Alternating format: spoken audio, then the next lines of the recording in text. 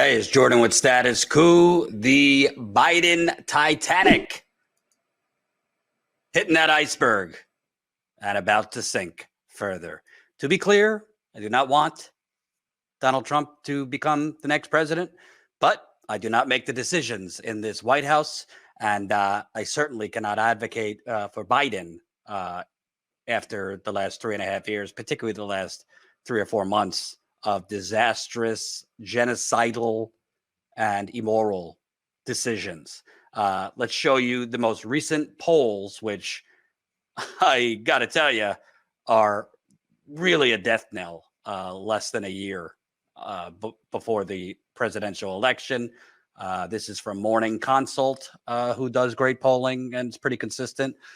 Trump leads Biden across 7 swing states. 7 swing states. North Carolina, he's up by 10.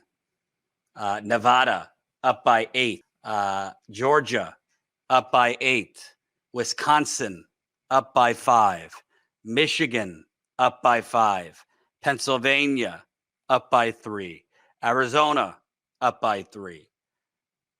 I mean, you could say, it's one set of polls, but this is not the only poll that has shown him either in all the swing states or, 5 out of the 6, 6 out of the 7, him down considerably.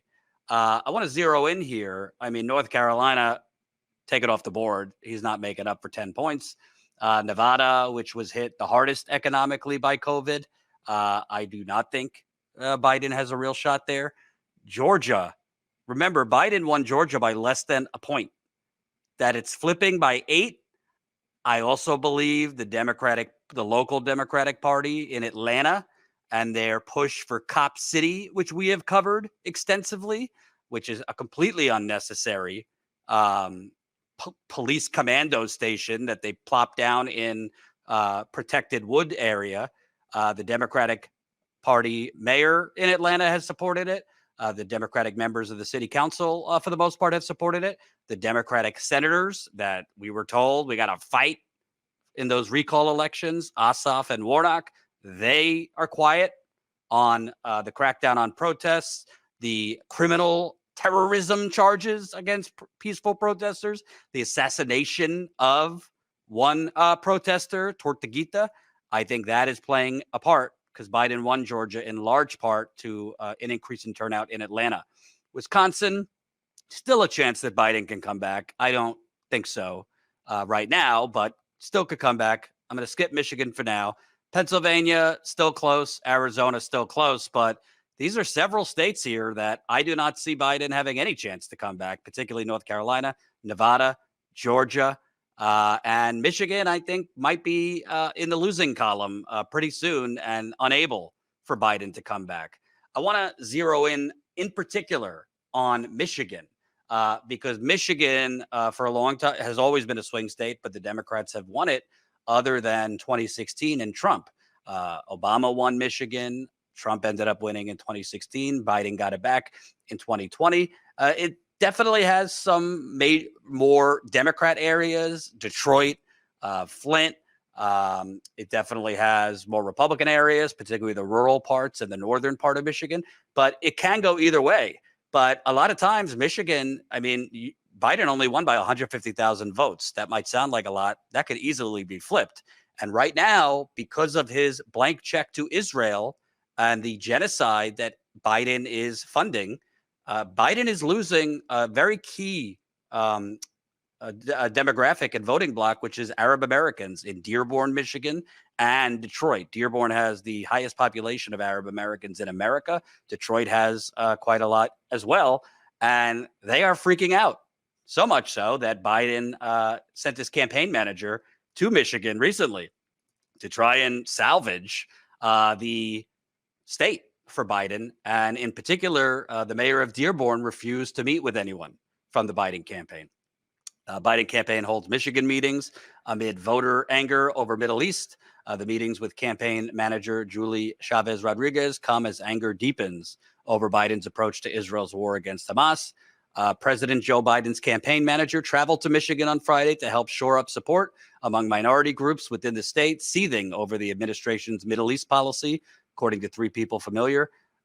Rodriguez was scheduled to meet with a range of local elected officials and leaders from Michigan's Arab and Palestinian American, Hispanic, and Black communities. Well, guess what? Most of them refused to meet.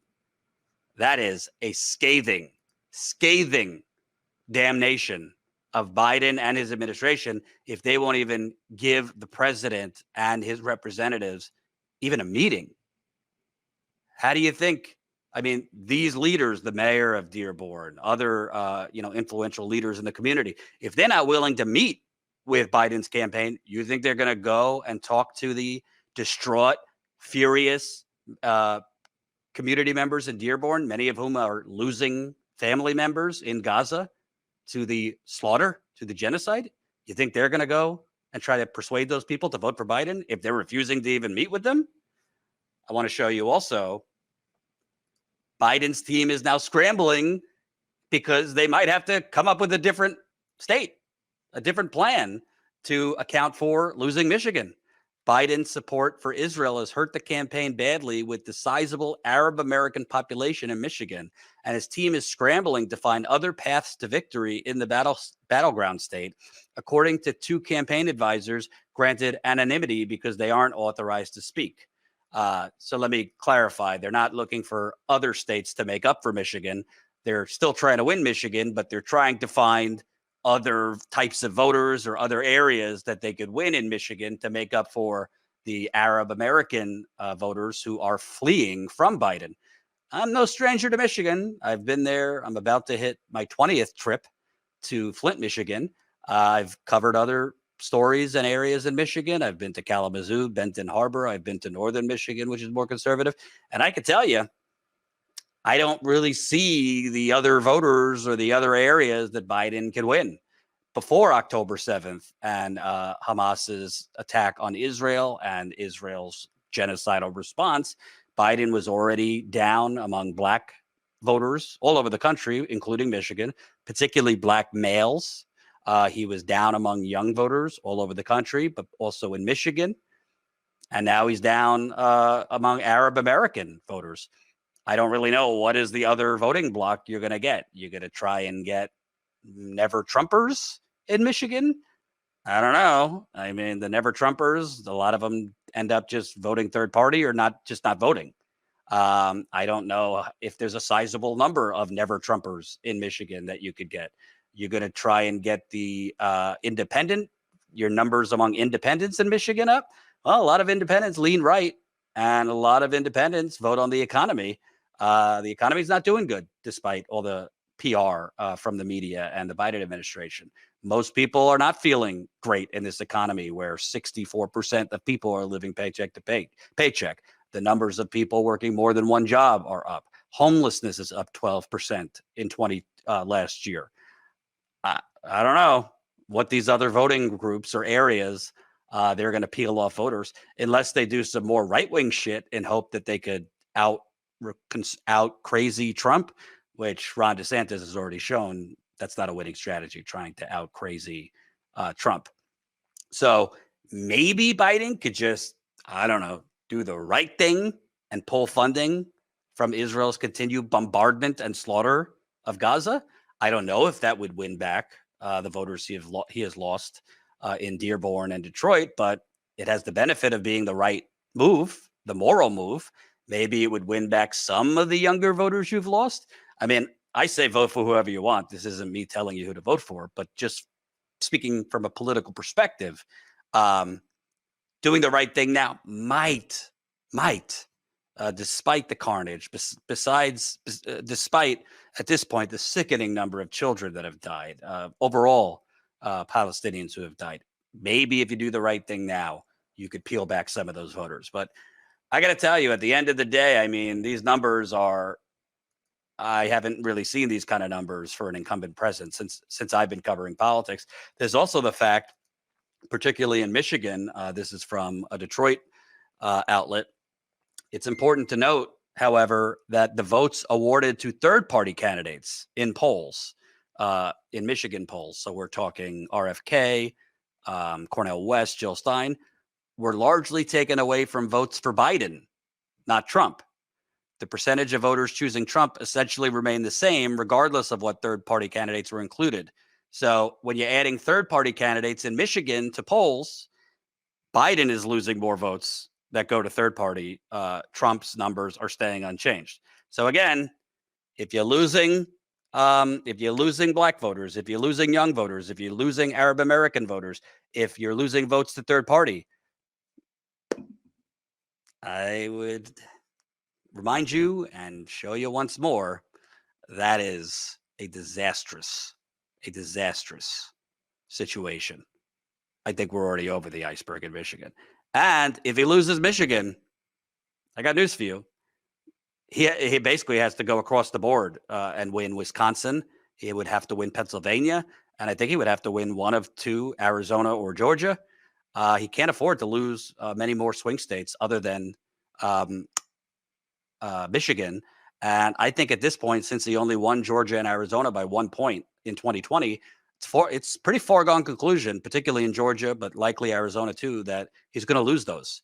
And again, Nevada, he's down 8 to 10 points in most polls. Again, Nevada was hit hardest economically by COVID. Basically, the whole Las Vegas Strip was shut down.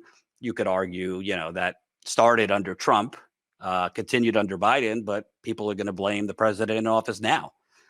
So tick-tock, and I don't know. I mean, the Democratic Party, when they lose, even if the data doesn't support blaming Cornel West, doesn't support blaming Jill Stein, doesn't support blaming RFK, which I don't really think it will, they'll certainly find a reason to blame leftist progressive candidates like Cornel West, Jill Stein, and RFK Jr. But the proof's in the pudding. These are polls head-to-head between Trump and Biden, not with third-party candidates.